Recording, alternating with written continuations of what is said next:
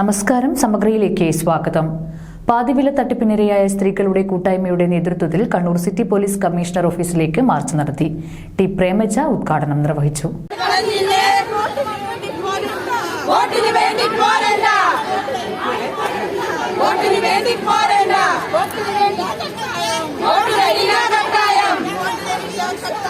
പാതിവില തട്ടിപ്പിനിരയായ സ്ത്രീകളുടെ കൂട്ടായ്മയുടെ നേതൃത്വത്തിൽ കണ്ണൂർ സിറ്റി പോലീസ് കമ്മീഷണറുടെ ഓഫീസിലേക്ക് മാർച്ച് സംഘടിപ്പിച്ചു. കണ്ണൂരിലെ മുഖ്യപ്രതിക്കെതിരെ കേസെടുക്കുക, അവരെ സംരക്ഷിക്കുന്ന പോലീസ് നിലപാട് തിരുത്തുക തുടങ്ങിയ ആവശ്യങ്ങൾ ഉന്നയിച്ചായിരുന്നു മാർച്ച്. രാവിലെ കണ്ണൂർ സ്റ്റേഡിയം കോർണറിൽ നിന്ന് ആരംഭിച്ച മാർച്ച് സിറ്റി പോലീസ് കമ്മീഷണറുടെ ഓഫീസിനടുത്ത് വെച്ച് പോലീസ് തടഞ്ഞു. തുടർന്ന് നടന്ന ധർണാ സമരം ടി പ്രേമജ ഉദ്ഘാടനം ചെയ്തു. ഞങ്ങൾ ഒരുപാട് സഹോദരിമാർ വളരെ ബുദ്ധിമുട്ടിയിട്ടാണ് ഞങ്ങൾ പൈസ അടച്ചിട്ടുള്ളത്. അപ്പോൾ ഈ പൈസക്ക് ഞങ്ങൾക്കൊരു ഉത്തരവാദി വേണം.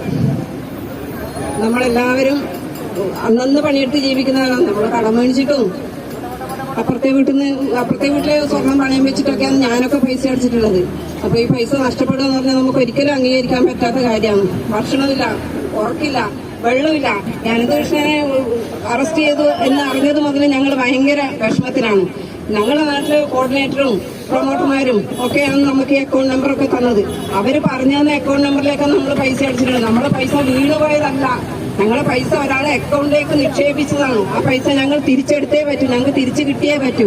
ഏതറ്റം വരെയും ഞങ്ങൾ പോകാൻ തയ്യാറാണ്. വരുന്ന തെരഞ്ഞെടുപ്പിൽ തട്ടിപ്പിനിരയായവർ വോട്ട് ചെയ്യാനില്ലെന്ന് ഓരോ അംഗങ്ങളും പറഞ്ഞു. ഓരോ എല്ലാ പഞ്ചായത്തിലും ഓരോ പൈസ മുടക്കി വാങ്ങി എല്ലാവരും നമ്മുടെ കൂടെ തന്നെ.